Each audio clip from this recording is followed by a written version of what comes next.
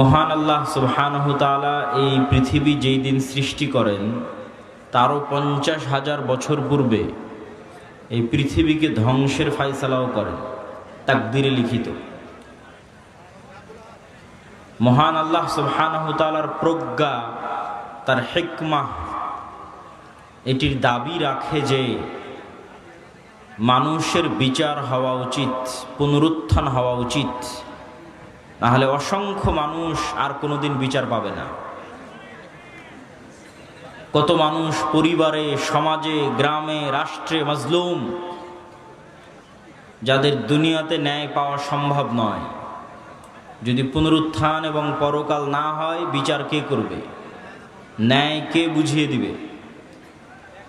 আর আল্লাহ সুবহানাহু তাআলা যেহেতু ন্যায়পরায়ণ, তার সৃষ্টির ন্যায় বুঝিয়ে দেওয়া তার দায়িত্ব। ফলত পুনরুত্থান তথা কিয়ামত এবং বিচার অবশ্যম্ভাবী হবেই।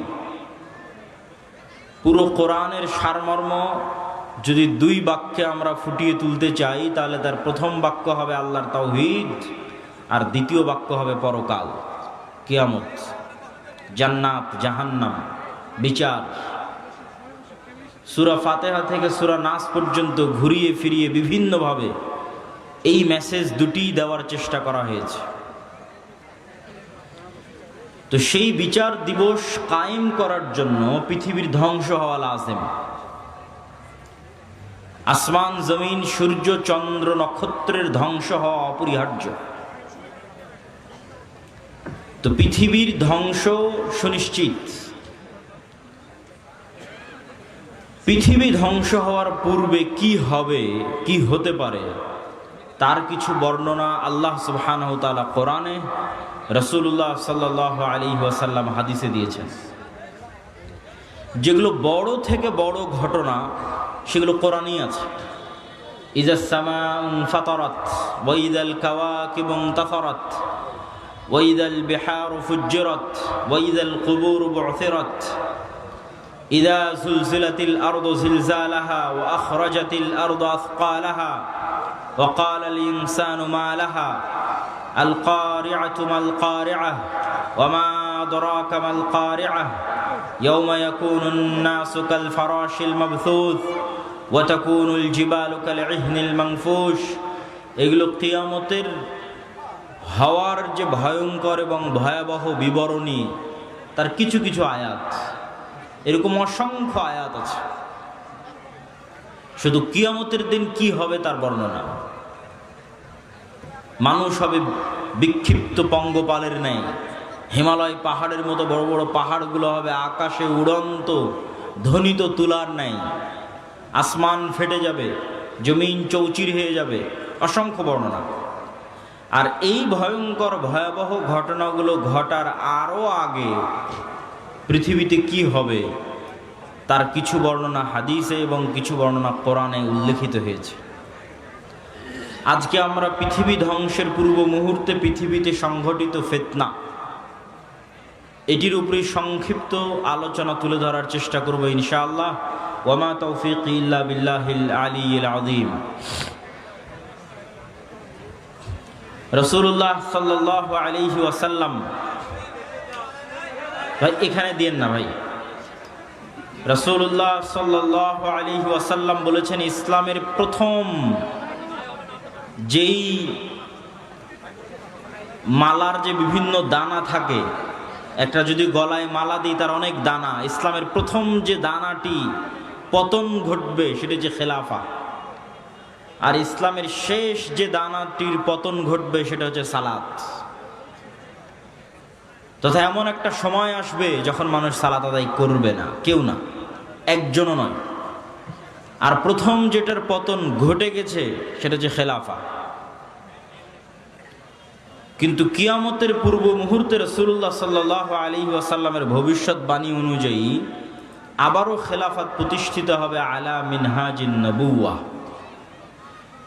নবুয়তের যে ভিত্তি, সেই ভিত্তির উপর যেভাবে খেলাফা প্রতিষ্ঠিত হয়েছিল আবু বকর, ওমর, উসমান এবং আলী রাদিয়াল্লাহু তাআলা আনহুমের খোলাফায়ে রাশিদিনের, কিয়ামতের শেষ মুহূর্তে এসে আবারও খেলাফা প্রতিষ্ঠিত হবে আলা মিনহাজিন নবুওয়াহ। আর কোরআনে বলা আল্লাহর ওয়াদা পূর্ণ হবে। কোরআনে বলা আল্লাহর ওয়াদা কি? হুয়াল্লাযী আরসালা রাসূলাহু বিল হুদা ওয়া দীনিল হক লিইয়ুযহিরাহু আলাদ দীনি কুল্লিহি ওয়ালাউ কারিহাল মুশরিকুন ওয়ালাউ কারিহাল কাফিরুন। মুহাম্মদ সাল্লাল্লাহু আলাইহি ওয়াসাল্লাম যে দ্বীন নিয়ে এসেছেন, এই দ্বীন সারা পৃথিবীর সকল দ্বীনের উপর বিজয় হবে। আল্লাহ সুবহানাহু ওয়া তাআলা এই দ্বীনকে, কোরআনকে নূর বলে সম্বোধন করেছেন। আল্লাহু মুতিম্মু নূরিহি, এই নূরে একদিন পরিপূর্ণতা দেওয়া হবে। মধ্যে অনেক উত্থান পতন যাবে, অনেক দুঃখ কষ্ট যাবে, কিন্তু শেষে এই নূরে পূর্ণতা দেওয়া হবে। এবং পৃথিবীর এমন কোনো মাটির ঘর, এমন কোনো পাকা ঘর বাকি থাকবে না যেখানে ইসলাম প্রবেশ করবে না। তো এই দিন যেহেতু আসেনি, সেহেতু এই দিন আসবে। তো কিয়ামতের পূর্ব মুহূর্তে যে সমস্ত ফিতনা সংঘটিত হবে তার বর্ণনা দিতে গিয়ে রাসূলুল্লাহ সাল্লাল্লাহু আলাইহি ওয়াসাল্লাম বলেন, উ'দুদ সিত্তাম বাইনি ওয়া বাইনাল কিয়ামাহ, তোমরা 6টা জিনিস গণনা করে রাখো আমার এবং কিয়ামতের মধ্যে অবশ্যই সংঘটিত হবে।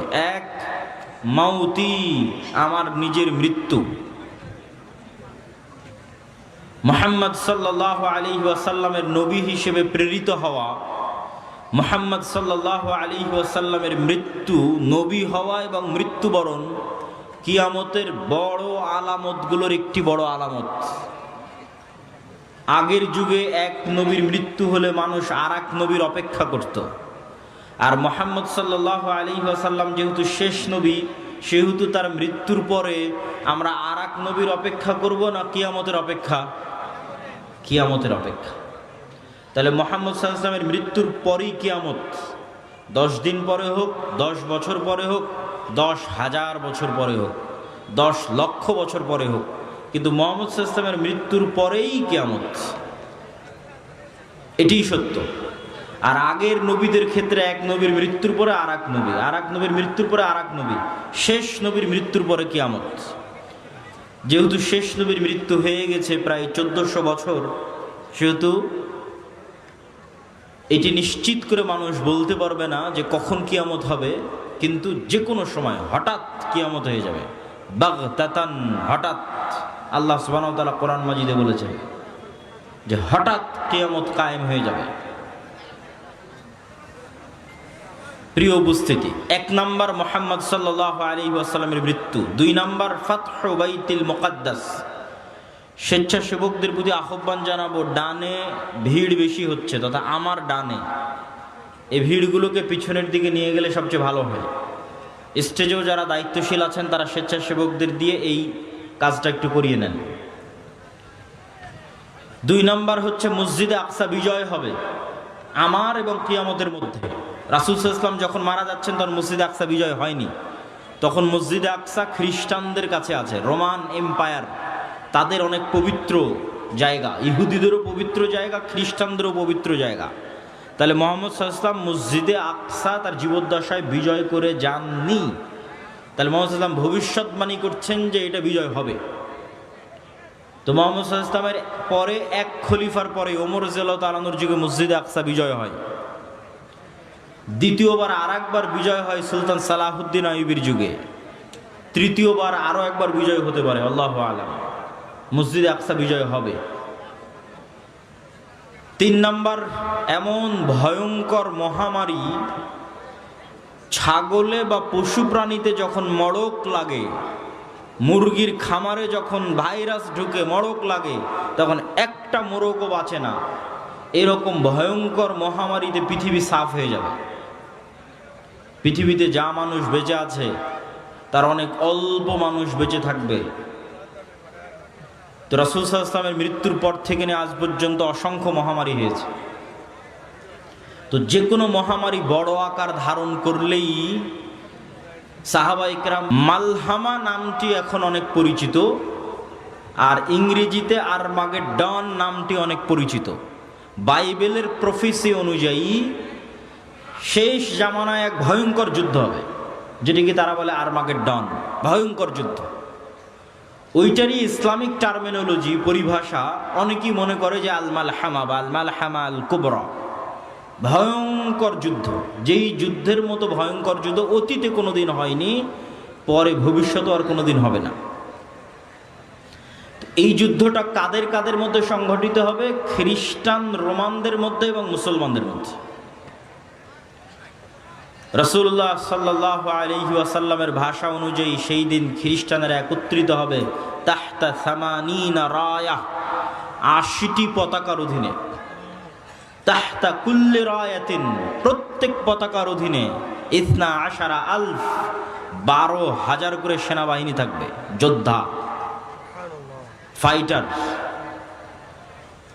তো ৮০টি পতাকার অধীনে ১২,০০০ করে সেনাবাহিনী থাকলে ক্যালকুলেটরে চাপলে দেখবেন প্রায় ৯.৫ লক্ষ থেকে ১০ লক্ষ মানুষ নয়, শুধু যোদ্ধা, তথা ১০ লক্ষ যোদ্ধা একত্রিত হবে মুসলমানদের বিরুদ্ধে যুদ্ধ করার জন্য।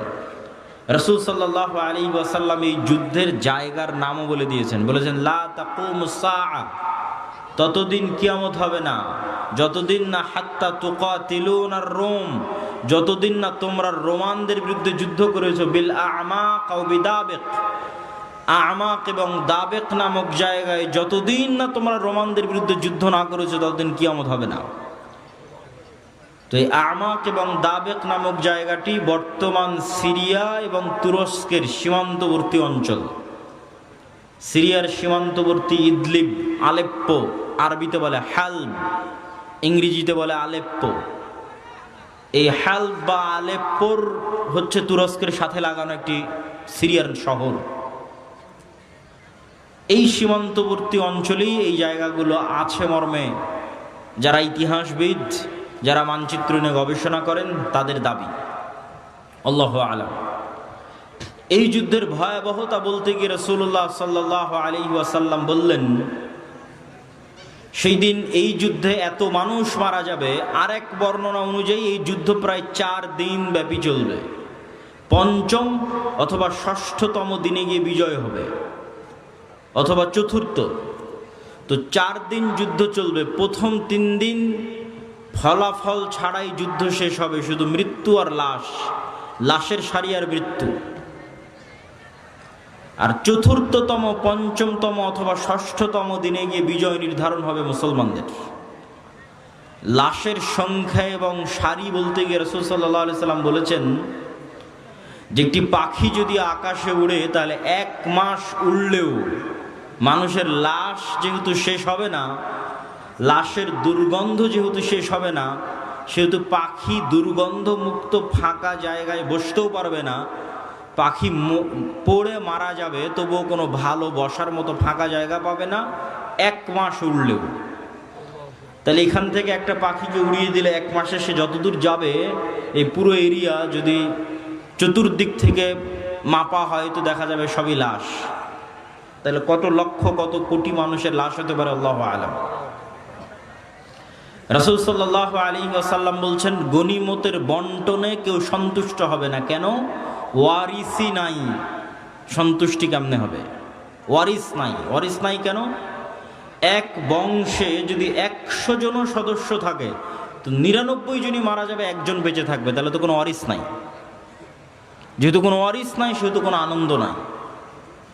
তো গনিমতের মাল বন্টনে আনন্দ হবে না, কেননা ওয়ারিস বিহীন হবে সবাই, পুরো বংশের সব মারা যাবে, একজন বেঁচে থাকবে। রাসূলুল্লাহ সাল্লাল্লাহু আলাইহি ওয়াসাল্লাম এই মালহামা বা এই ভয়ঙ্কর যুদ্ধ এটির বর্ণনা দিতে গিয়ে বলেন, মুসলমানেরা সেই দিন ৩ ভাগে বিভক্ত হবে। সুলুসুন ইয়াহজিমু, ৩ ভাগের ১ ভাগ যুদ্ধের মাঠ থেকে পালিয়ে যাবে। লা ইয়াতুবুল্লাহু আলাইহিম আবাদান, আল্লাহ সুবহানাহু ওয়া তাআলা এদের তওবা কোনোদিন কবুল করবেন না। ইসলামে কবিরা গুনাহের যে লিস্ট আছে, তালিকা আছে, এই কবিরা গুনাহের তালিকায় শিরক সবচেয়ে বড়। তারপরে বিভিন্ন হাদিসে আছে পিতামাতার অবাধ্যতা, বিভিন্ন হাদিসে আছে নিরপরাধ মানুষকে হত্যা, বিভিন্ন হাদিসে আছে প্রতিবেশীর স্ত্রীর সাথে জেনা। এই যে কবিরা গুনাহ, সবচেয়ে বড় কবিরা গুনাহের যে তালিকা, এই সবচেয়ে বড় কবিরা গুনাহের যদি সর্বোচ্চ 10টা তালিকা করা হয়, তার একটা জেহাদের মাঠ থেকে পলায়ন করা। কিন্তু কবিরা গুনাহ যত বড়ই হোক, তওবা আছে, শিরকেও তওবা আছে, যতক্ষণ শ্বাস আছে। সব অধিকাংশ সাহাবী তো মুশরিক থেকে ইসলাম গ্রহণ করেছে, শিরক করে তারপরে যে ইসলাম গ্রহণ করেছে। এখনো যারা ইসলাম গ্রহণ করেছে তারা শিরক থেকে ইসলাম গ্রহণ করেছে। তাহলে শিরকের তওবা নাই মানে মৃত্যুর পরে কিয়ামতের মাঠে আল্লাহ চাইলে স্বেচ্ছায় এমন অনেক গুনাহ বান্দার মাফ করে দিতে পারে যেটার তওবাই ও করেনি। বুঝাতে না পারলে এটা আমার ব্যর্থতা। এমন অনেক গুনাহ আমরা করেছি যেটার তওবা আমরা করিনি, ইস্তেগফার করিনি, ক্ষমা চাইনি, তাও আল্লাহ ওই গুনাহ তার দয়ায় মাফ করে দিতে পারেন কিয়ামতের মাঠে। কিন্তু ওই যে দয়ায় মাফ করে দিবেন কিয়ামতের মাঠে আল্লাহ, ওই লিস্টে শিরক থাকবে না। এটা হলো শিরকের গুনাহ আল্লাহ ক্ষমা করবেন না। যে বান্দা যদি লাউ আতাইতুম, তুমি যদি আসো বিকরাবিল আরদি খাতায়া, আসমান জমিন পূর্ণ গুনাহ নিয়ে, তাহলে আমি আল্লাহ আসমান জমিন পূর্ণ ক্ষমা নিয়ে উপস্থিত হব। তো এই যে আসমান জমিন পূর্ণ গুনাহের কোনো গুনাহ আপনি জানেন, কোনো গুনাহ ভুলে গেছেন, কোনোটার তওবা করেছেন, কোনোটা করেননি, তাও আল্লাহ দয়া করে মাফ করে দিবে। কিন্তু করবেন না কোনটা? শিরক। কিন্তু যতক্ষণ শ্বাস আছে ততক্ষণ সব গুনাহের ক্ষমা আছে, শিরকেরও ক্ষমা আছে। তো রাসূল সাল্লাল্লাহু আলাইহি ওয়াসাল্লাম বলছেন, যারা ওই যুদ্ধের মাঠ থেকে পলায়ন করবে এদের তওবা কবুল হবে না। 3 ভাগের 1 ভাগ, সুলুসুন, 3 ভাগের 1 ভাগ শহীদ হয়ে যাবে আল্লাহর রাস্তায়। রাসূল সাল্লাল্লাহু আলাইহি ওয়াসাল্লাম বলছেন তারা হচ্ছেন আফজালু শুহাদাইল আরজ, পৃথিবীর সর্বশ্রেষ্ঠ শহীদ। আল্লাহু আকবার।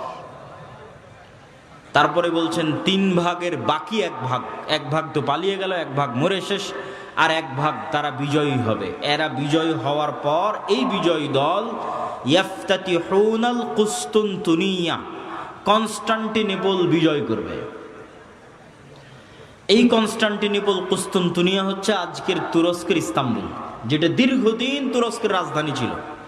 এখন রাজধানী আঙ্কারা, কিন্তু ইস্তাম্বুল সবচেয়ে ঐতিহাসিক শহর। সুলতান মুহাম্মদ আল ফাতেহ ইস্তাম্বুলকে বিজয় করেছিলেন।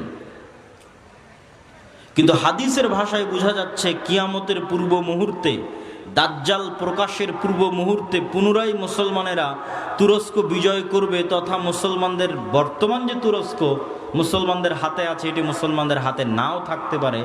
না হলে কনটেক্সট মিলানো কঠিন যে কিয়ামতের পূর্ব মুহূর্তে মুসলমানেরা তুরস্ক কিভাবে বিজয় করবে। এই ঘটনারই ধারাবাহিকতায় আর এক হাদিসে, আমি কিন্তু এক হাদিস বলতেছি না, বিভিন্ন হাদিস থেকে যুক্ত করতেছি।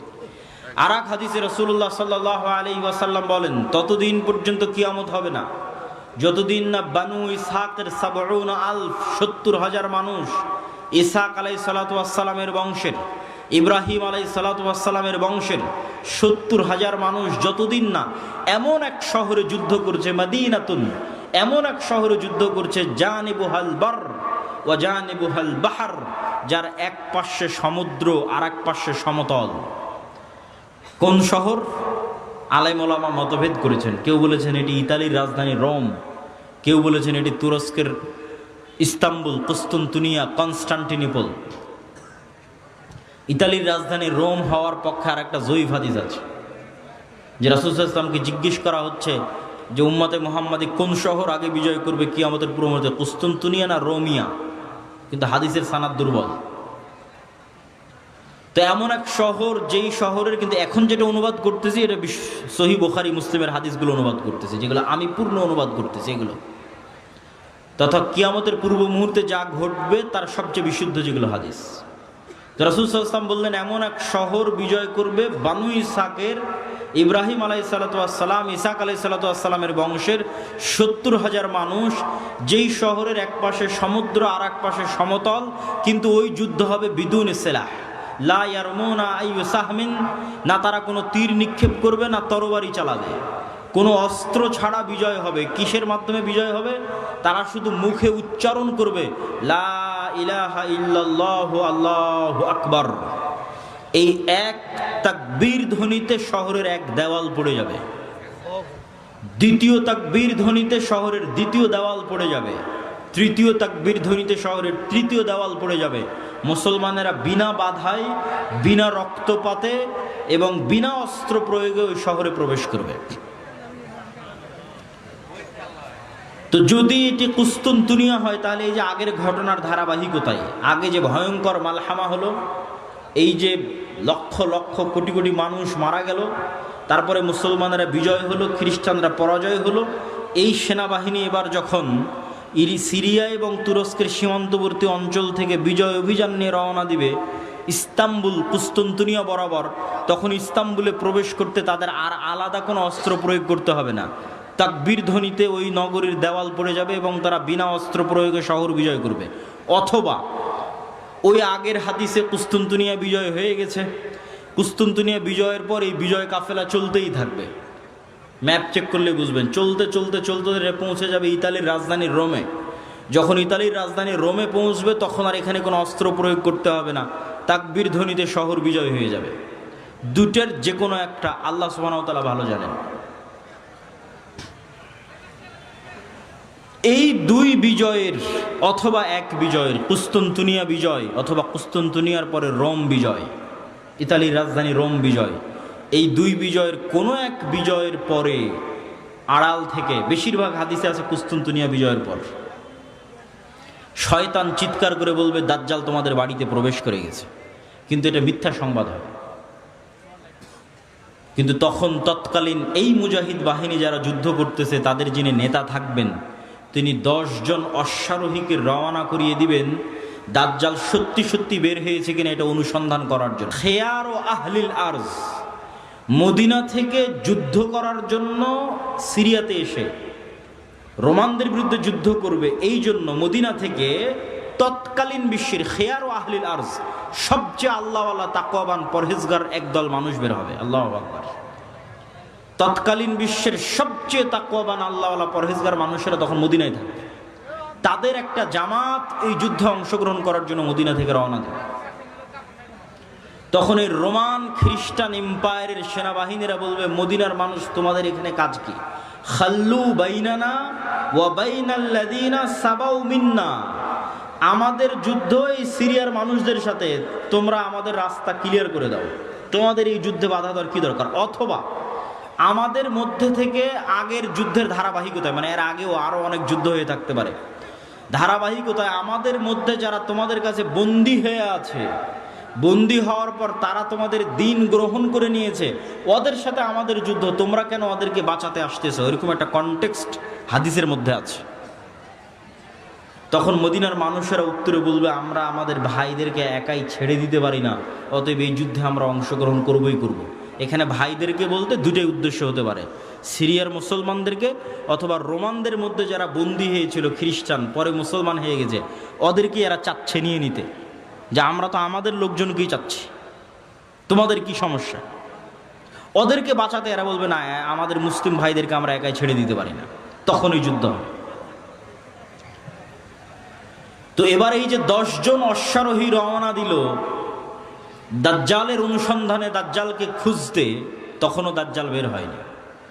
তো কিন্তু মুজাহিদ বাহিনী হতবিহব্বল, তটস্থ, হতভম্ব হয়ে যাবে। কেননা দাজ্জালের ফিতনা পৃথিবীর সবচেয়ে বড় ফিতনা।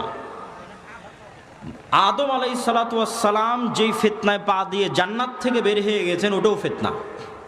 আল্লাহ বললেন এই গাছের নিকটে আসিও না, এই গাছের ফল খেও না, খেয়ে নিলেন। তো ফল খেতে নিষেধ করাটা ফিতনা, খেয়ে নিলেন, ফিতনায় পড়ে গেলেন, ফিতনা থেকে বাঁচতে পারলেন না। কাবিল হাবিলকে হত্যা করলো, এটাও ফিতনা। নূহ আলাইহিসসালাতু ওয়াসসালামের কওম আগের যুগের সৎ কর্মশীল পরহেজগার বান্দাদের মূর্তি বানিয়ে পূজা করতে লাগলো, ওটাও ফিতনা। লূত আলাইহিসসালাতু ওয়াসসালামের কওম জেনায় লিপ্ত হয়ে গেল, এটাও ফিতনা। কিন্তু এগুলো একটাও ফিতনা দাজ্জালের ফিতনার মতো বড় নয়, এটা বুঝতে হবে। দাজ্জালের ফিতনা আকবারু ফিতান আলা ওয়াজহিল আরজ। আদম আলাইহিস সালাম যেই ফিতনায় পা দিয়েছেন ওইটার চাইতে, কাবিল যে ফিতনায় পা দিয়েছিল ওইটার চাইতে, নূহ আলাইহিস সালামের কওম যে ফিতনায় পা দিয়েছিল ওইটার চাইতে, আদ সামুদ কওমে লূত তারা যে ফিতনায় পা দিয়েছিল ওইটার চাইতে সবচেয়ে বড় ফিতনা দাজ্জালের ফিতনা। আর এই ফিতনা মোকাবেলা করবে উম্মতে মুহাম্মাদী, সর্বশ্রেষ্ঠ উম্মত মোকাবেলা করবে পৃথিবীর সবচেয়ে বড় ফিতনা। কেন দাজ্জালের ফিতনা সবচেয়ে ভয়ঙ্কর এটাও বুঝতে হবে আপনাকে। আমি স্বেচ্ছাসেবক ভাইদের আবারও দৃষ্টি আকর্ষণ করছি যে আমাদের ডানে লোকজনের সংখ্যা বেশি হয়ে যাচ্ছে, পিছনে একটু বসার ব্যবস্থা এবং বামে এখনও ফাঁকা আছে, বামে একটু বসার ব্যবস্থা এবং মানুষজনকে এইদিকেও একটু বসার জন্য উদ্বুদ্ধ করা। প্রিয় উপস্থিতি, কেন দাজ্জালের ফিতনা সবচেয়ে ভয়াবহ? দেখেন, কওমের নূহ আলাইহিস সালামের কওম যখন বড় বড় আল্লাহওয়ালা পীর বুজুর্গ দিনদার মানুষের মূর্তি বানালো, তখন তারাও জানতো যে এই মূর্তির কোনো ক্ষমতা নাই। ইয়া আবাতি লিমা তা'বুদু মা লা তাসমাউ, ইব্রাহিম আলাইহিস সালাম বাপকে বলছে, হে আমার বাপ, এমন মূর্তির কেমনে ইবাদত করো যে শুনতেও পায় না, দেখতেও পায় না। তাহলে আগের যুগের মানুষ যে মূর্তির ইবাদত করতো অথবা এখনো করে, তাদের সাথে কোরআনের যে তর্ক বিতর্ক, ওই তর্ক বিতর্কের মানদণ্ড হচ্ছে তোমরা যেই সমস্ত বাতিল ইলাহের পূজা করো এদের রব হওয়ার ক্ষমতা নাই।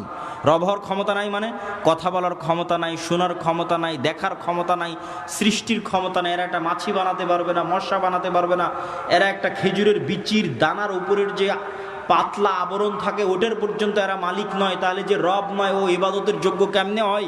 রব তো আমি, আসমান জমিন আমি বানিয়েছি, সূর্য চন্দ্র আমি বানিয়েছি, ইবাদত আমার করো, এই দিয়ে কোরআন পরিপূর্ণ। এটা মানুষের বুঝতে সহজ যে এর ক্ষমতা নাই, কেন এর ইবাদত করব। কিন্তু এই কনটেক্সট অচল হয়ে যাবে যখন দাজ্জাল আসবে। কেন দাজ্জাল রব যা যা করতে পারে তার প্রায় সব কিছুই করে দেখাবে। এই জন্য দাজ্জালের ফিতনা সবচেয়ে ভয়াবহ, ভয়ঙ্কর ফিতনা। মা কালী, মা দুর্গা আর শাহজালাল আর শাহপরাণ, যাদেরই মানুষ আল্লাহ বাদ দিয়ে ইবাদত করছে, আর ঈসা আলাইহিস সালাতু ওয়াস সালাম আর মারিয়াম আলাইহিস সালাতু ওয়াস সালাম আর যাদেরই ইবাদত করছে, তারা কেউ এখন আপনাকে দেখাতে পারবে না যে আমি আকাশকে আদেশ দিলাম আকাশ বৃষ্টি বর্ষণ করবে, আমি জমিনকে আদেশ দিলাম জমিন ফসল উৎপাদন করবে, জান্নাত দেখালাম জান্নাতে ঢুকে যাও, জাহান্নাম দেখালাম জাহান্নামে ঢুকে যাও, মৃতকে জীবিত করে দিলাম। এইরকম একচ্ছত্র কন্ট্রোল যা একমাত্র রবের থাকে তার কারণ নাই, ফলত ওদেরকে বাতিল ইলাহ প্রমাণ করা সহজ। কিন্তু যখন একজন সত্যি সত্যি এগুলো আপনাকে করে দেখাবে, তখন আপনি ঈমান ধরে রাখতে পারবেন না। অনেকগুলো কারণ। এক নাম্বার কারণ, যারা ধরেন আগে থেকেই শক্তিশালী কোনো কিছু দেখলেই আরে বাবা এ তো অনেক বড় ওলিয়া উলিয়া কবিরাজ, অনেক কিছু করতে পারে, দেখলেই যাদের অন্তরে ভয় ঢুকে যায়, মনে হয় না এর কাছে মনে হয় কোনো ক্ষমতা আছে, এরা তো এমনি দাজ্জালের পূজা করবে। যারা যুগ যুগ মূর্তির পূজা করেছে, মাজারের পূজা করেছে, এদের বাধা হবে না। ওরা দাজ্জালের ক্ষমতা পাওয়ার দেখে মনে করবে অনেক বড় উলিয়া আল্লাহ চলে এসেছে, অনেক বড় কারামতে আউলিয়া চলে এসেছে, অতএব এখন আর ইবাদত করো, এখন আর পূজা করলে সমস্যা নেই। তো একদল তো এমনি পদভ্রষ্ট হয়ে যাবে। আরেক দল মানুষ থাকে যারা মোটামুটি আল্লাহর উপর ঈমান রাখে, কিন্তু ইস্তেকামা, ঈমানের উপর ইস্তেকামার জন্য সবর লাগে। সবর করার ক্ষমতা এবং সাহস এদের নাই। এদের দেখবেন এখন দুনিয়াবি ক্ষমতা যাদের কাছে, ওদের ওখানে গিয়ে সিজদা দিচ্ছে। আজ থেকে 6-7 মাস আগে 16 বছর যাদের কাছে ক্ষমতা ছিল, ওদের কাছে গিয়ে সিজদা দিয়েছে। ক্ষমতার বাইরে এরা চিন্তা করতে পারে না। ক্ষমতা যেখানে, এদের কেবলা এবং মারকাজ সেখানে। এবং আপনি যদি নিজের জায়গায় দাঁড়িয়ে চিন্তা করেন, আজকে তেলের যে সংকট, আমি দাজ্জালের ফিতনার ভয়াবহতা বোঝানোর জন্য আপনাকে বলতেছি। তেলের যে সংকট, মাঝে মধ্যে আমার মনে হয় আল্লাহ আমাদের ফিতনা থেকে হেফাজত করুক, যে এখন যদি কেউ এসে বলে আব্দুল্লাহ তোমার গাড়িতে তো তেলের দরকার, তো এইটা করলে তোমাকে তেল দেওয়া হবে, ধরো তুমি আর 500 টাকা বেশি দিলে তেল দিয়ে দেবো, বা তুমি এই অপরাধটা করলে তোমাকে তেল দিয়ে দেবো। তো কত মানুষ বলে ঠিক আছে ভাই সমস্যা নেই, আমার গাড়িতে তেল দেন আমি করে দিচ্ছি। তাহলে কোনো একটা দেশকে যদি বলা হয় যে সব তেলের কন্ট্রোল আমার হাতে, এটা করো তেল পাবা, নাহলে কিন্তু আবাদও বন্ধ হয়ে যাবে। আমরা মনে করি তেল মানে দিয়ে শুধু গাড়ি চলে। পেট্রোকেমিক্যাল থেকে সকল সার উৎপাদন হয়, সব কোনো সারই আর তৈরি হবে না। তো সার না হলে আপনি চাষ করবেন কি দিয়ে? স্যালো মেশিন স্টার্ট না দিলে পানি তুলবেন কোথায় থেকে? তো তেল মানে শুধু গাড়ি নয়, সবই এখনকার আধুনিক সভ্যতার সবই তেল। তা আমি তেল দিব না আপনাকে, তা আপনিও বুঝতে পারছেন যে আপনি সবই করে ফেলবেন তেল নেওয়ার জন্য। তো কোরআন এবং হাদিসে তো এর চেয়ে বড়টা বলা আছে, তেলের কথা বলা নেই। সরাসরি আকাশের বৃষ্টির কথা বলা আছে, জমিনের ফসলের কথা বলা আছে ডাইরেক্ট, যে দাজ্জাল ইরাক এবং শাম এই 2 দেশের মধ্যে সীমানা দিয়ে যেতে থাকবে। কোনো এক নগরীর মানুষের কাছে এসে বলবে, এই তোমরা আমার উপর ঈমান আনছো, তারা বলবে জি জাহাপনা, জি প্রভু, আপনার উপর ঈমান আনলাম। ওদের জন্য দাজ্জাল টাকা পয়সা, ধন দৌলত, রুজি রুটির এত বড় ব্যবস্থা উন্মোচন করে দিবে যে মৌমাছির ঝাঁক যেভাবে মধুর পিছনে ছুটে, ধন সম্পদ টাকা পয়সা ওই শহরের মানুষের পিছনে ওইভাবে ছুটবে। এবার অতিক্রম হতে হতে আর এক শহরে আসবে, সেই শহরের মানুষকে বলবে আমার উপর ঈমান আনয়ন করছো? তারা বলবে না, আমরা রব্বুল আলামিনের উপর ঈমান রাখি। দাজ্জাল বলবে আকাশ এখানে বৃষ্টি বর্ষণ বন্ধ করে দাও, জমিন এখানে ফসল উৎপাদন বন্ধ করে দাও, খাবার দাবার বন্ধ, টাকা পয়সা বন্ধ, সকল কিছু বন্ধ, মোবাইল বন্ধ, ইন্টারনেট বন্ধ। আজকের যুগে যদি কল্পনা করেন, এখনই আপনি ঈমান ধরে রাখতে পারবেন না, যখন ঘটবে তখনকার কথা তো বহু পরে। তো শাম অঞ্চলের মানুষেরা না খেতে পেয়ে ধনুক চাবিয়ে খাবে, তীর চাবিয়ে খাবে। তীর তো খাওয়ার জিনিস নয়, ধনুক তো খাওয়ার জিনিস নয়, কিন্তু গাছের পাতাও যেহেতু উৎপন্ন হবে না তো কি খাবে? গাছের পাতাও তো উৎপন্ন হবে না। তো এ হলো দাজ্জালের ফিতনা, পৃথিবীর সবচেয়ে ভয়ঙ্কর এবং ভয়াবহ ফিতনা। দাজ্জালের ফিতনা সম্পর্কে বলতে গিয়ে দুইটা হাদিস না বললেই নয়। একটা হাদিসে রাসূলুল্লাহ সাল্লাল্লাহু আলাইহি ওয়াসাল্লাম বলছেন যে দাজ্জাল পৃথিবীতে 40 দিন সফর করবে। 40 দিনের প্রথম দিন হবে 1 বছর, দ্বিতীয় দিন হবে 1 মাস, তৃতীয় দিন হবে 1 সপ্তাহ। আর দাজ্জালের গতি হবে কাগাইসিন ইস্তাদবারাত হুররিহ, এমন মেঘমালা যেই মেঘমালাকে ঝড়ো বাতাস উড়িয়ে নিয়ে যাচ্ছে। এই যে কয়দিন পরে কালবৈশাখী ঝড় হবে, আকাশে তাকিয়ে দেখবেন ঝড়ের সময় মেঘ কত দ্রুত চলে। তো ঝড়ের বাতাসে যে মেঘ খুব দ্রুত চলে, এরকম দ্রুত গতি হবে দাজ্জালের। তো আল্লাহর নবী মেঘের সাথেও তুলনা দিয়েছেন। এখন যন্ত্র দিয়ে মেঘের মতো আকাশে উঠবে না দাজ্জাল নিজেই আকাশে উঠবে, আল্লাহু আলাম, আল্লাহ সুবহানাহু ওয়া তাআলা ভালো জানেন। কিন্তু দাজ্জালের আগমনে পৃথিবীতে এত ব্যাপক বৈপ্লবিক পরিবর্তন হবে যে পৃথিবীর দিন 1 বছরের সমান হয়ে যাবে। এটা হঠাৎ করে আল্লাহর আদেশে, কোনো কারণ ছাড়াই আল্লাহ বলবেন দিন এখন তুমি 1 বছরের সমান হও, এরকম নয়। আল্লাহ লাতিফ, প্রত্যেকটা জিনিস ঘটনা পরম্পরায় হয়, মানুষ দেখবে এটা স্বাভাবিক। তথা এই ভূমণ্ডল, নভমণ্ডল, সৌরজগতে এমন বৈপ্লবিক কোনো পরিবর্তন হবে, অথবা এই পৃথিবীতে এমন বৈপ্লবিক কোনো পরিবর্তন হবে, অথবা সূর্য এবং চন্দ্রের বর্তমান ঘূর্ণায়মান প্রক্রিয়ায় এমন বড় বৈপ্লবিক পরিবর্তন হবে যেটা স্বাভাবিক হতে সময় লাগবে। 1 দিন হবে 1 বছর, তারপরের 1 দিন হবে 1 মাস, তারপরের 1 দিন হবে 1 সপ্তাহ, তারপরে স্বাভাবিক। ওইটার আগে কিছু একটা ঘটবে। দাজ্জালের আগমনই ওই রকম ভয়ঙ্কর এবং ব্যতিক্রম হবে। আল্লাহু আলাম সেটা কি হবে। দাজ্জালের বিষয়ে আরেকটি হাদিসে রাসূলুল্লাহ সাল্লাল্লাহু আলাইহি ওয়াসাল্লাম, যেটা তামিম আদ-দারির হাদিস, যারা 30 দিন সমুদ্রে লাইবা বিহিমুল মাউজ শাহরান কামিলান, সমুদ্রের ঝড়ো বাতাস এবং ঢেউ 1 মাস যাবত, পানি যে দাজ্জাল আসার আগেই শেষ হবে এটা মনে করাটা একদম 100% ঠিক এটা বলা যাবে না। কেন আর এক হাদিসে কি বলা হচ্ছে, ইয়াজুজ মাজুজ এসে বহেরা তাবারের পানি খেয়ে নেবে। তো বলে এখানে একদিন পানি থাকবে না। 2 নম্বর কি, নাখাল বাইসান, বাইসানের খেজুর বাগান, এটাও ইসরায়েলের একটা বড় শহর, বাইত শিয়ান। বলে এখানে কি মানুষ খেজুর চাষ করে? তো বলে করে। তো বলে এখানে একদিন পানিও থাকবে না, খেজুর চাষের ব্যবস্থাও থাকবে না। তার বলে আইনে জোগার, স্প্রিং অফ জোয়ার, এটার বর্ণনাও বাইবেলে আছে। আগের যেমন বহেরা তাবারিয়ার বর্ণনাও বাইবেলে আছে, এই আইনে জোগার, স্প্রিং অফ জোয়ার, এটার বর্ণনাও বাইবেলে আছে। কি হিসেবে আছে? লূত আলাইহিস সালাতু ওয়াস সালাম যেখানে ছিলেন, ওই শহরটা যখন আল্লাহ ধ্বংস করে দিলেন, যে লূত আলাইহিস সালাতু ওয়াস সালামকে যেখানে তিনি আশ্রয় দিলেন, সেখানে তার জন্য পানির ব্যবস্থা, অথবা যে জায়গায় তিনি আশ্রয় নিয়েছিলেন সেই জায়গা হচ্ছে স্প্রিং অফ জোয়ার। এই জন্য ওই বহায়রা তাবারিয়ার স্প্রিং অফ জোয়ার, আইনে জোগার, এই দুটেই খ্রিস্টানেরা ব্যাপক হারে দেখতে যায়, ভিজিট করতে যায়। তো এখান থেকে আমাদের জানার বিষয় কি, এই হাদিস থেকে জানার বিষয় হচ্ছে দাজ্জাল প্রশ্ন করেছে একটা নির্দিষ্ট জায়গায়, যার প্রত্যেকটা এরিয়া 30-40 কিলোমিটারের মধ্যে। এই বহায়রা তাবারিয়া বলেন, আইনে জোগার বলেন, নাখাল বাইসান বলেন, এই বগুড়া জেলার মধ্যেই, মানে একটা সেম এরিয়ার মধ্যেই।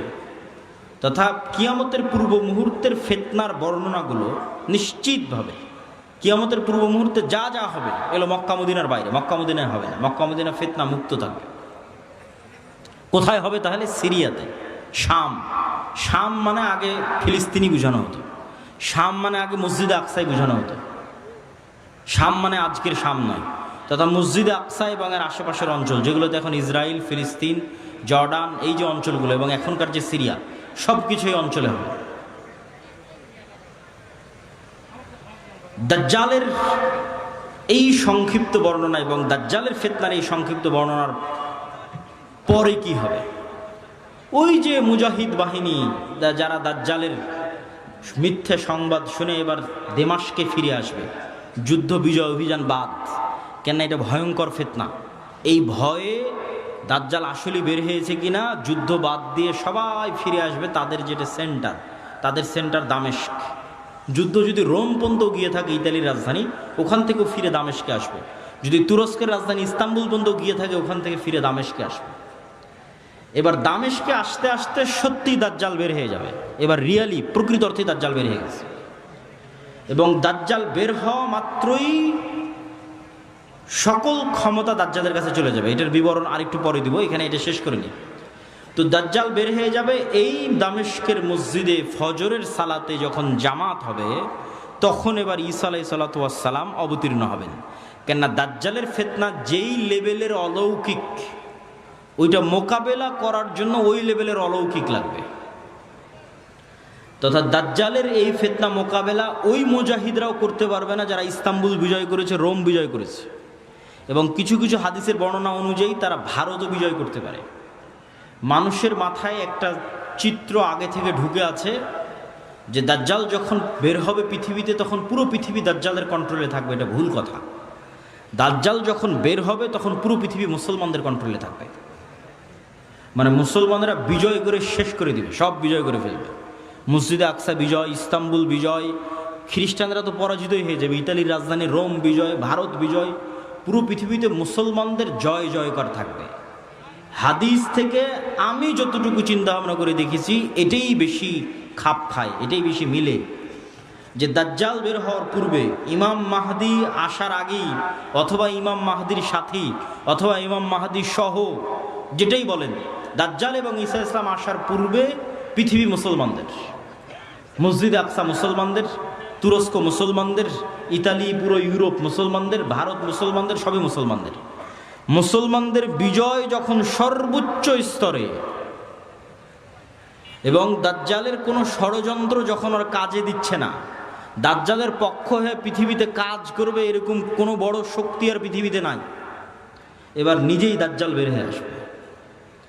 কেননা যারা দাজ্জালের পক্ষ নিয়ে কাজ করতে, তারা সব বিপদে পড়ে গেছে, কেননা বিজয় মুসলমানদের হয়ে গেছে। তো ইহুদিরাও এক মাসিহের অপেক্ষা করতেছে, বিপদ থেকে, বিপদে পড়লে বিপদ থেকে বাঁচায় যে সে মাসিহ, মাসিহ দাজ্জাল। খ্রিস্টানেরাও ঈসা মাসিহ, বিপদে পড়লে বিপদ থেকে বাঁচায় যে সেই মাসিহ ঈসা আলাইহিস সালাম বিপদ থেকে বাঁচাবে। খ্রিস্টানেরাও বিশ্বাস করে ঈসা আলাইহিস সালাম আবার আসবে, কিন্তু তারা এটা জানে না যে ঈসা আলাইহিস সালাম মারা যায়নি, জীবিত আছে।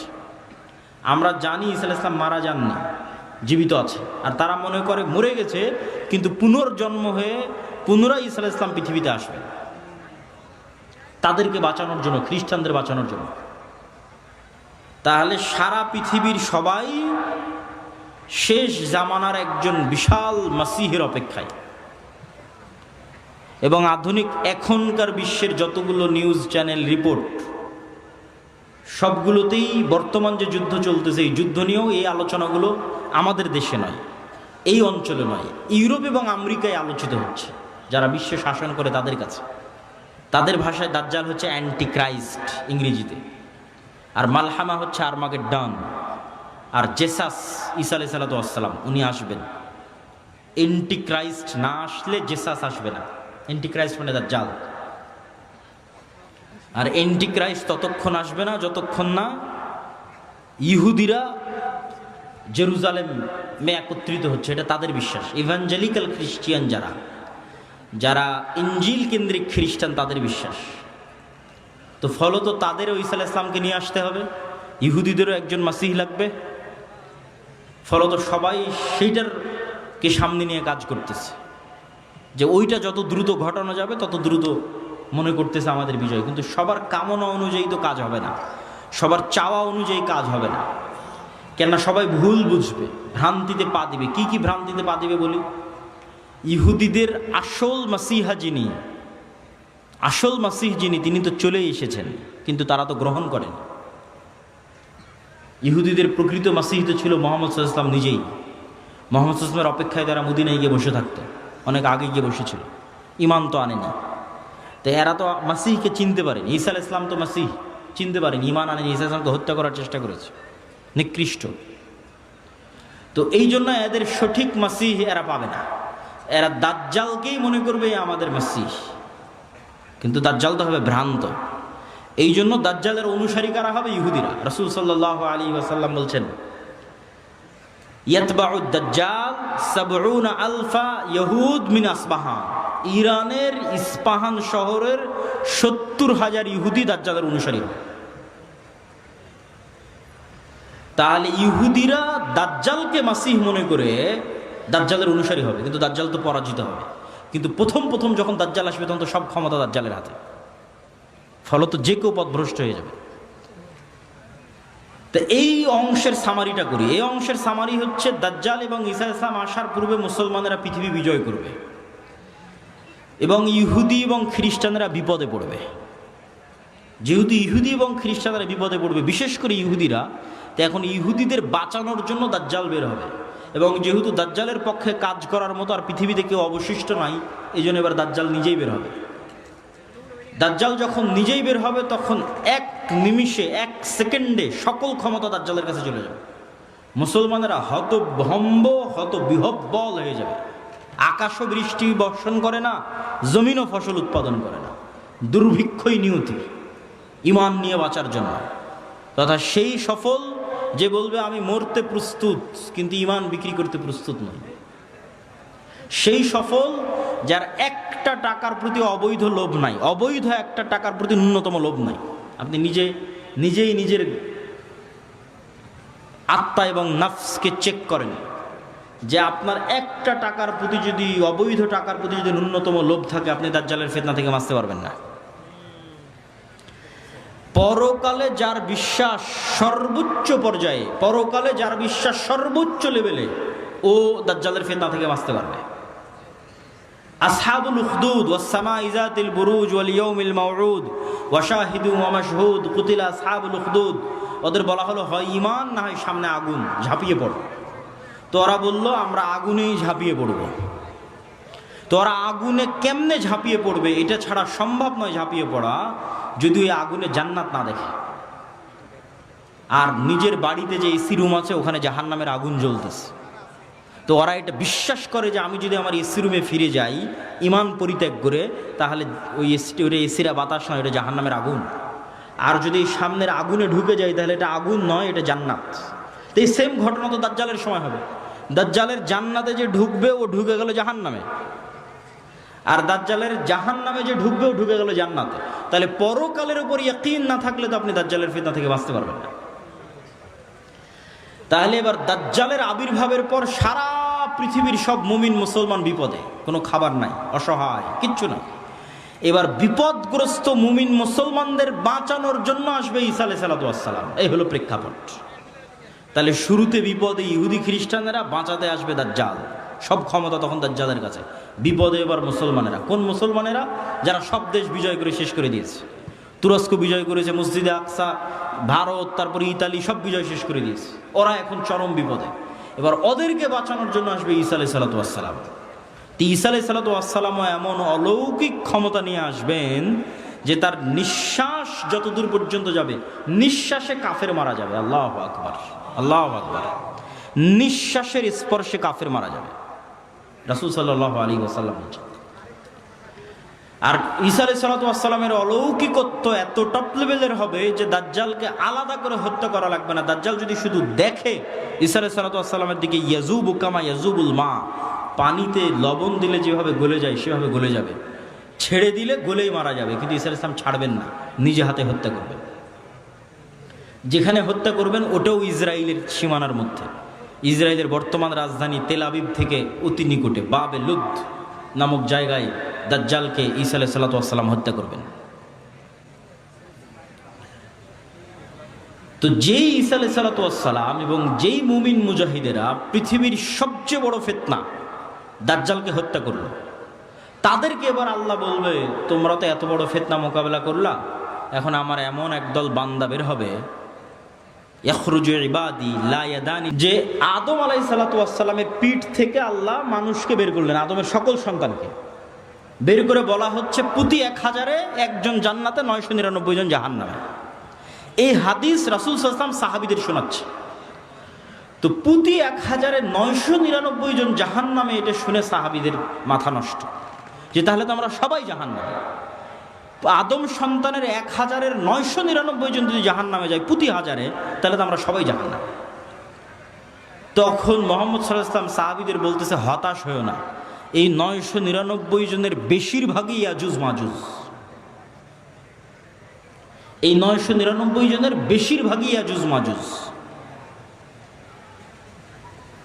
তো কতজন জাহান্নামে যাবে ইয়াজুজ মাজুজের বাইরে স্বাভাবিক মানুষের মধ্যে থেকে, এটা তো আমরা জানি না। তো এই জন্য নির্ধারিত করে বলা মুশকিল, কিন্তু এতটুকু অন্তত বোঝা যায়, আইডিয়া করা যায় যে আদম আলাইহিস সালাতু ওয়াস সালাম থেকে নিয়ে কিয়ামত পর্যন্ত যত মানুষ আসবে তাদের কয়েক শত গুণ হচ্ছে ইয়াজুজ মাজুজ। এই হাদিস থেকে অন্তত এতটুকু বোঝা যায় যে আদম থেকে নিয়ে কিয়ামত পর্যন্ত যত মানুষ আমরা হব, এত মানুষের কয়েক শতগুণ হচ্ছে ইয়াজুজ মাজুজ। আর জয়ীফ হাদিসটা কি? জয়ীফ হাদিসটা হচ্ছে যে ইয়াজুজ মাজুজের এক প্রজন্ম তার জীবদ্দশায় 1000 প্রজন্মকে দেখে। বুঝেন, আমরা মানুষ জীবদ্দশায় সর্বোচ্চ 2টা প্রজন্ম দেখি অথবা 3টা প্রজন্ম। আমি, আমার বাপ, আমার দাদা, আমার দাদা তার ছেলেকে দেখেছে, তার ছেলে আব্দুল্লাহকে দেখেছে, তাহলে 2 প্রজন্ম দেখেছে, দেখতেই দুনিয়া থেকে শেষ। তো ইয়াজুজ মাজুজের এক প্রজন্ম তাদের জীবদ্দশায় 1000 প্রজন্মকে দেখে। তাহলে কিভাবে তাদের জন্ম বৃদ্ধির হার এবং কিভাবে তাদের বৃদ্ধির হার, এটা সব উলদে আদম, আদমের সন্তান। তো এরা পৃথিবীতে বের হয়ে সব পানি ফসল আদি যা আছে সব খেয়ে শেষ করবে, এবং তাদের এই ভয়ঙ্কর ভয়াবহতায় তুর পাহাড়ে ঈসা আলাইহিস সালাতু ওয়াস সালাম বিপদে মুমিন মুজাহিদদের নিয়ে, খাবার নাই, ওই সেম কষ্ট, দাজ্জাল থাকতে যে কষ্ট ছিল ওই কষ্ট। এখান থেকে আপনি আর একটা জিনিস শিখেন যে আপনি কত বড় নবী, কত বড় উলিয়া উলিয়া, কত বড় মুজাহিদ, তাও আল্লাহ আপনাকে কিভাবে বিপদ দিয়ে পরীক্ষা করতেছে। কেমন বিপদ? এত বড় নবী তাও খাবার নাই। যে নবী নিজে হাতে দাজ্জালকে হত্যা করেছে তার খাবার নাই, সে নবী এখন আল্লাহর কাছে কাঁদতেছে যে আল্লাহ এই বিপদ থেকে বাঁচান। তো এই জন্য সবসময় আল্লাহর সামনে নত, আল্লাহর সামনে সাহায্য, এটা ছাড়া কোনো রাস্তা নাই। তো ঈসা আলাইহিস সালামের কান্নাকাটি এবং মুমিন মুজাহিদদের কান্নাকাটিতে আল্লাহ সুবহানাহু ওয়া তাআলা ইয়াজুজ মাজুজের শরীরে এক প্রকার পোকামাকড় এবং অসুখ দিবেন। তারা মারা যাবে কেমন করে? হাদিসের বাক্যটা শুনেন, কামাউতি নাফাসিন ওয়াহিদিন।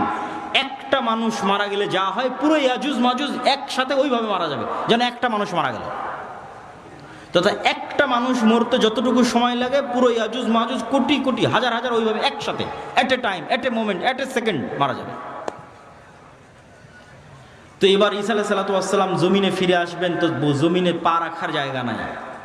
এত কোটি কোটি মানুষ যদি মরে পড়ে থাকে কি অবস্থা, লাশের দুর্গন্ধ। এবার ঈসা আলাইহিস সালাম আবার আল্লাহর কাছে কান্নাকাটি করবে, দোয়া করবে।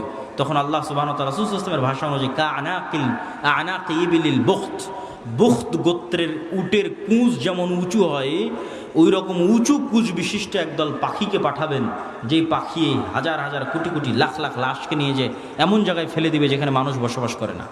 উত্তর মেরু হোক, দক্ষিণ মেরু হোক, সাইবেরিয়া হোক, যেখানে হোক, আল্লাহ ভালো জানেন, যেখানে আল্লাহ বলবেন। তারপরে আসমান বৃষ্টি বর্ষণ করে এই জমিনকে পরিষ্কার করে দিবে। তারপরে ঈসা আলাইহিস সালাতু ওয়াস সালামের শাসন চলবে হাদিস অনুযায়ী 7 বছর, আর বাইবেলের বর্ণনা অনুযায়ী 1000 বছর। তো 7 বছর ঈসা আলাইহিস সালাতু ওয়াস সালামের এই শাসনে এতটা নিরাপত্তা এবং শান্তি বিরাজ করবে যে এতদিন যত যুদ্ধ বিগ্রহের সামগ্রী ছিল এগুলো কাজে লাগবে না, ওগুলো জ্বালিয়ে পুড়িয়ে দেওয়া ছাড়া কোনো কাজ নাই। আর এত বরকত আসমান এবং জমিন উন্মুক্ত করে দিবে যে একটা ডালিম একটা গ্রাম খাবে, একটা গাভীর দুধ একটা পুরো বংশ খাবে, এত বরকতে আল্লাহ পরিপূর্ণ করে দিবে। তারপরে এক শীতল বাতাসে মুমিন মুসলিম এবং ঈসা আলাইহিস সালাম সবাই মারা যাবে, শুধু ফাসিক এবং ফাজেরেরা পৃথিবীতে থাকবে। এবার যত হাদিস শুনেছেন এই ধরনের, যে পৃথিবীতে এমন একদিন আসবে যে কোরআন পড়ার কেউ থাকবে না, এখন সেগুলো আল্লাহ নাম নেওয়ার কেউ থাকবে না, এগুলো ঈসা আলাইহিস সালামের মরার পর। মানুষ জেনায় লিপ্ত হবে খোলা মাঠে কুকুর শ্রীগালের মতো, লজ্জা বুঝবে না। এগুলো ঈসা আলাইহিস সালামের আগে নয়, ঈসা আলাইহিস সালামের আগে কোরআন থাকবে, দিন থাকবে, এটা তো পূর্ণতায় পৌঁছে যাবে। এখন পতন দেখতে পাচ্ছেন, কিন্তু আল্লাহ মুতিম্মু নূরিহি আগেই বলে নিয়েছে আয়াতগুলো, এই দিন তো সারা পৃথিবী বিজয় করবে, আর এই বিজয় ধারা তো ঈসা আলাইহিস সালামের আসার আগেই শুরু হয়ে যাবে। তাহলে কিভাবে কোরআন হাদিস শেষ হবে? শেষ হবে না, এগুলো আরও বাড়বে। কিন্তু এটা শেষ যে হবে সেটা কখন? ঈসা আলাইহিস সালামের মরার পর। তখন আর নাই, তখন কোরআন নাই, হাদিস নাই, আল্লাহর নাম নাই, মানুষের লজ্জা উঠে যাবে। এই ফাসিক ফাজেরের উপর আল্লাহ সুবহানাহু ওয়া তাআলা কিয়ামত কায়েম করবেন। প্রিয় উপস্থিতি, আমি আমার বক্তব্য দীর্ঘায়িত করতে চাই না। এই পুরো ঘটনা থেকে যা বর্ণনা করলাম, ধারাবাহিকতা, এই ধারাবাহিকতা থেকে আমার এবং আপনার শিক্ষা কী? তার আগে একটা প্রশ্নের উত্তর দিয়ে নিই। দাজ্জাল কোথায়? ইয়াজুজ মাজুজ কোথায়? একদল নাস্তিক, আবার একদল মুনকিরে হাদিস দৌড়ায়, দুইটাই। মুনকিরে হাদিসেরাও ভিডিওর পর ভিডিও দেয়, বলে যেটা কোরআনে না এটা বিশ্বাস করবে না। কোরআনে কিন্তু ইয়াজুজ মাজুজের কথা আছে, দাজ্জালের কথা নাই। বলে যেটা কোরআনে না এটা বিশ্বাস করবে না। আবার একদল নাস্তিক বলে যে এই পৃথিবীর স্যাটেলাইট ক্যামেরা সব আছে, কই তোমার দাজ্জাল, কই তোমার ইয়াজুজ মাজুজ। একটা ছোট্ট তথ্য দিয়ে রাখি, মানুষ মহাকাশ সম্পর্কে যা জানে, এই মাটির নিচ সম্পর্কে তাও জানে না। এটা আমি কয়েকদিন আগে পড়াশোনা করতে গিয়ে দেখলাম যে মানুষ সারাদিন মহাকাশ নিয়ে গবেষণা করছে, চাঁদে যাবে, মঙ্গলে যাবে, কিন্তু মাটির নিচে মাত্র 12 কিলোমিটার পর্যন্ত মানুষ জানে, তারপরে আর জানে না। তাহলে পুরো পৃথিবী কত বড়? আপনি এখান থেকে 12 কিলোমিটার মাপেন, কত দূর হয় গাবতলী বাজার থেকে, তো মাটির নিচে মাত্র 12 কিলোমিটার পর্যন্ত আপনি জানেন, তার নিচে আর কেউ জানে না। পৃথিবীর বর্তমান কোনো বিজ্ঞানী নয়, কোনো বিজ্ঞান নয়, কেন ওই 12 কিলোমিটার পরে গবেষণা করার সক্ষমতাই নাই, কোনো যন্ত্র মেশিন পাঠানোর সক্ষমতাই নাই। তাহলে মাটির নিচের মাত্র 12 কিলোমিটার পর্যন্ত আপনি জ্ঞান রাখেন। আকাশে চন্দ্রে চলে গেছেন, গ্রহ মঙ্গল গ্রহে চলে গেছেন, সেটা ভিন্ন বিষয়, কিন্তু নিজের পায়ের নিচে এটাই জানেন না। এই যে বিশ্বের এই উন্নত বিজ্ঞানের সর্বোচ্চ শিখরে পৌঁছে মানুষ জানে না যে এই মাটির নিচে কি আছে। তাহলে কেমনে মানুষ দাবি করবে দাজ্জাল কোথায়, ইয়াজুজ মাজুজ কোথায়? এই দাবি করাই তো ভুয়া, পাগলামি। আরেকটা জিনিস দেখলাম, মহাসাগর সম্পর্কে মানুষ অজ্ঞ। মহাকাশ সম্পর্কে ঠিক আছে অনেক জানতেছে, মহাসাগরে এমন অনেক জায়গা আছে যে জায়গাগুলোতে মানুষ পৌঁছতেই পারে না, যে জায়গাগুলোর উপর দিয়ে বিমানও উড়ে যেতে পারে না, যে জায়গাগুলোতে কোনো জাহাজও অতিক্রম করে না, এরকম অসংখ্য জায়গা আছে। তো সাগর এবং সাগরের নিচে কি আছে, মাটি এবং মাটির নিচে কি আছে, এটা সম্পর্কে আজকের বিশ্ব সবচেয়ে অজ্ঞ, অন্তত মহাকাশের তুলনায়। তো ইন্নাল্লাহ আলা কুল্লি শাইইন কাদির, আল্লাহ সকল কিছুর উপর ক্ষমতাবান। আর কোনোটাই যদি না হয় তো অন্তত একটা উত্তর তো দেওয়াই যায়, যেটা আল্লাহ সুবহানাহু ওয়া তাআলা কোরআন মাজিদে বলছেন যে আল্লাহ 7 আসমান এবং 7 জমিন সৃষ্টি করেছেন, আর 7 জমিনে আল্লাহর আদেশ অবতীর্ণ হয়, কোরআনের আয়াত। 7 জমিনে আল্লাহর, আর সবচেয়ে আরও একটা ভয়ঙ্কর বিষয় যে আল্লাহর আসমান বানাতে যত সময় লেগেছে জমিন বানাতেও তত সময় লেগেছে। 7 আসমান বানাতে যা টাইম, 7 জমিন বানাতেও তাই টাইম। তাহলে 7 আসমান কত বড়, 7 জমিন তাহলে কত বড় হতে পারে? এখন ইয়াজুজ মাজুজ আর দাজ্জাল যদি অন্য জমিন থেকে বের হয়ে আসে, এই জমিনে কিছু করার নেই, এটাকে অস্বীকার করতে পারবে না যে না, নিশ্চিত নাই। তো অতএব আল্লাহ সুবহানাহু ওয়া তাআলা সকল কিছুর উপর ক্ষমতাবান। এই জমিনেও থাকতে পারে, এই জমিনের সাগরেও থাকতে পারে, এই জমিনের নিচেও থাকতে পারে, মানুষের জ্ঞান পরিপূর্ণ নয়, অন্য জমিনেও থাকতে পারে, সেখান থেকেও আসতে পারে। এই জন্য সূরা কাহাফ, দাজ্জালের ফিতনা থেকে বাঁচতে সূরা কাহাফ পড়তে বলা হয়েছে। সূরা কাহাফের সব ব্যতিক্রম ঘটনাগুলো দাজ্জালের আসার সাথে মিলবে, দাজ্জালের যুগের যে ফিতনা ওগুলোর সাথে মিলবে। সূরা কাহাফের 4টা ব্যতিক্রম ঘটনা আছে, তার মধ্যে একটা ব্যতিক্রম ঘটনা খিজির আলাইহিস সালামের। কই থেকে আসলো খিজির আলাইহিস সালাম? কোথায় ছিল? বলে মাছ যেখানে জীবিত হয়ে যাবে সেখানে খিজির আছে, তুমি মাছ ভেজে নিয়ে রওনা দাও, যেখানে মাছ জীবিত হয়ে যাবে ওখানে খিজির আছে। তো খিজির আলাইহিস সালাম জিজ্ঞেস করতেছে যে সালাম কিভাবে? মুসা আলাইহিস সালাম সালাম দিচ্ছে, সালাম জান্নাতের সালাম দুনিয়াতে কিভাবে? তো খিজির আলাইহিস সালাম যদি অন্য পৃথিবী থেকে এসে থাকে নিশ্চিত করে, অথবা এই পৃথিবীতেও থাকতে পারে, তো খিজির আলাইহিস সালামকে যদি আল্লাহ সুবহানাহু ওয়া তাআলা আড়ালে রাখতে পারে, দাজ্জাল এবং ইয়াজুজ মাজুজকেও আল্লাহ সুবহানাহু ওয়া তাআলা আড়ালে রাখার সক্ষমতা আছে। তো ওই দাজ্জালের সময়ের ফিতনার সাথে এই সূরা কাহাফের ঘটনাগুলো মিলবে। আসহাবে কাহাফের কথা বলতে গিয়ে আল্লাহ বলছেন ওহুম আইকাজ, তাদেরকে আমি ঘুমিয়ে রেখেছি, কিন্তু মানুষ দেখলে মনে করবো ওরা জেগে আছে। আপনি দেখলে মনে করবেন এই মানুষটা জেগে আছে, কিন্তু ওরা নিজেরাও বুঝতে পারছে ওরা ঘুমিয়ে আছে। আল্লাহও বলছেন ঘুমিয়ে আছে। এইভাবেই 309 বছর পার হয়ে গেছে। ওরা ঘুম থেকে উঠে মনে করছে যে কই, আমরা তো অল্প কিছুক্ষণ মনে হয় শুয়েছিলাম, ঘুমিয়েছিলাম, কিন্তু 300 বছর পার হয়ে গেছে। তো সময়ের যে আপেক্ষিকতা, এটার কন্ট্রোল আল্লাহর হাতে। এই আপেক্ষিকতার প্রভাবিত মানুষ দেখবে যে একদিন হয়ে যাবে 1 বছরের সময়। তো পৃথিবীতে অবশ্যই ব্যাপক কোনো পরিবর্তন ঘটবে, যেটার প্রভাবে 1 বছর, 1 মাস, 1 সপ্তাহ, সেটা কি আল্লাহ সুবহানাহু ওয়া তাআলা ভালো জানে। তো প্রিয় উপস্থিতি, এই 1 নাম্বার কর্তব্য কি, সংক্ষিপ্ত বক্তব্য শেষ করে দিচ্ছি, এগুলোর উপর ঈমান রাখা। 2 নাম্বার কি, যে কোনো মুহূর্তেই দাজ্জাল বের হতে পারে, যে কোনো মুহূর্তেই কিয়ামত হতে পারে। কথা এটাই ঠিক। রাসূল সাল্লাল্লাহু আলাইহি ওয়াসাল্লাম আশঙ্কা করতেন দাজ্জাল মনে হয় এখনই বের হয়ে গেল। এরকম অনেকগুলো ঘটনা আছে হাদিসে। ইবনে সাইয়াদের ঘটনাগুলো বেশি, তার মধ্যে প্রসিদ্ধ। তো ফিতনা তো সবসময়ই চলছে। তো ফিতনার সময় আপনি বেঁচে, এটার 2টা কাজ, পরকালের প্রতি সর্বোচ্চ জ্ঞান, সর্বোচ্চ ইয়াকিন, এবং অবৈধ 1 টাকার উপরে, অবৈধ ধন সম্পদ ক্ষমতার উপর ন্যূনতম লোভ না থাকা। এবং সফলতা এটা নয় যে আপনি বাড়ি গাড়ি টাকা পয়সার মালিক হবেন, সফলতা এটা যে আপনি ঈমান এবং সালাত অবস্থায় পৃথিবী থেকে বিদায় নেবেন, এটাই সফলতা।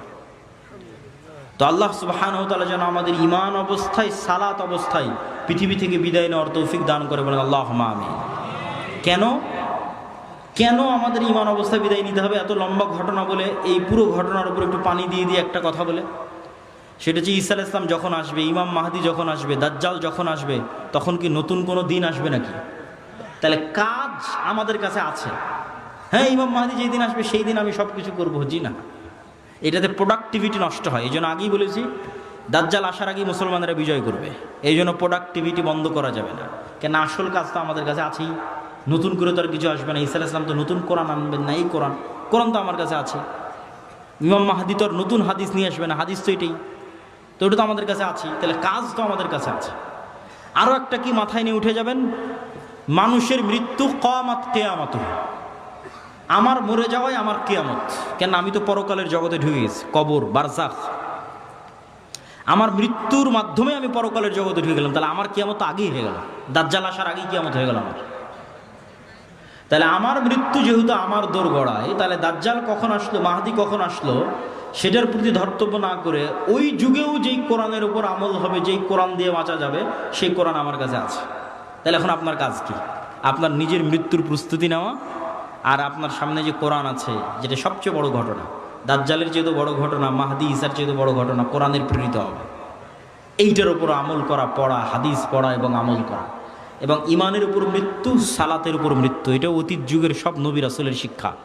আল্লাহ সুবহানাহু ওয়া তাআলা আমাদের তৌফিক দান করুক, আল্লাহুম্মা আমিন। বক্তব্যের শেষে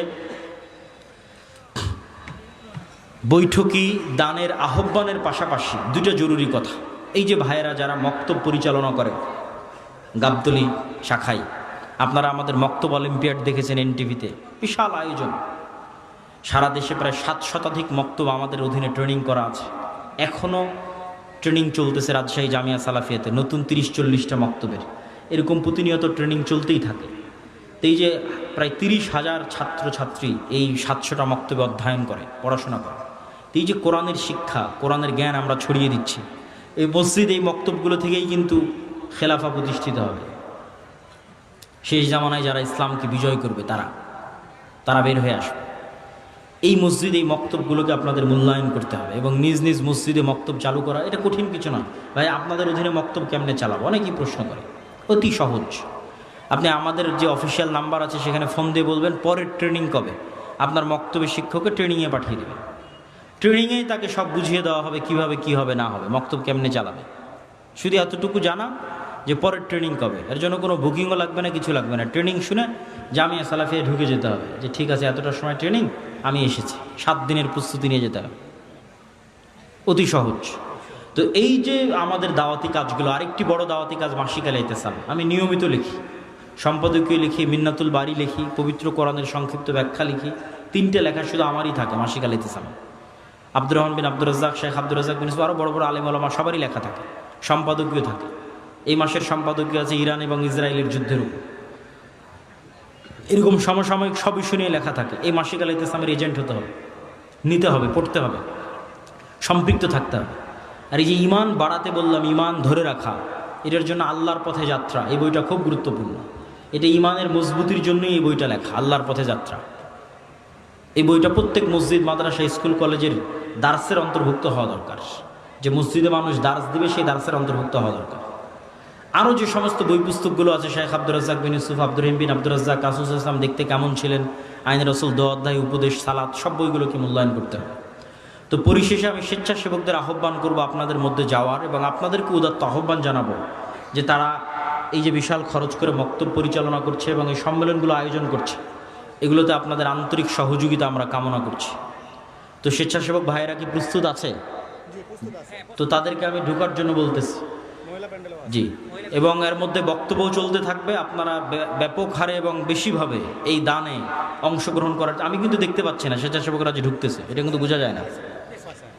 তো সকলেই এটাতে আপনাদের সহযোগিতা অংশগ্রহণ করবেন। অর্থনৈতিক ইবাদত খুব শক্তিশালী, জান্নাত কেনা যাবে, সকল গুনাহের কাফফারা হবে, নেকিতে যত কমতি থাকবে পূরণ করা যাবে টাকা দিয়ে। দুনিয়াতে যেভাবে প্লট এবং ফ্ল্যাট সেল হয়, আল্লাহ ওইভাবে জান্নাত সেল করেন। 2টা জিনিসে, হয় আল্লাহর রাস্তায় যুদ্ধ করে শহীদ হয়ে যাও, নাহলে আল্লাহর রাস্তায় দান করে জান্নাত কিনে নাও। এর বাইরে জান্নাতের 100% কনফার্ম, নিশ্চিত জান্নাত নাই, কনফার্ম নাই। হতে পারে, যেতে পারেন, সেটা আছে। সালাত, সিয়াম, হজ, জাকাত হতে পারে, যেতে পারেন, নিশ্চিত যাবই। জিহাদ করে শহীদ হতে হবে, নাহলে টাকা দিয়ে জান্নাত কিনতে হবে। নিশ্চিত যাবই, কনফার্ম জান্নাত কিনতে চাই, নিশ্চিত। টাকা না হয় জিহাদ করে শহীদ। আর বাকিগুলোতে হতে পারে আল্লাহ যদি দোয়া করে, তওবা ইস্তেগফার কবুল করে, সালাত যদি ঠিক থাকে, হতে পারে। আল্লাহ সুবহানাহু ওয়া তাআলা ভালো জানেন। আমি আমার বক্তব্য এখানেই শেষ করছি। আমার পরে আব্দুর রহিম বিন আব্দুর রাজ্জাক, তারপর আব্দুর রহমান বিন আব্দুর রাজ্জাক, এবং সবশেষে শেখ আব্দুর রাজ্জাক বিন ইউসুফ। যেহেতু অনেক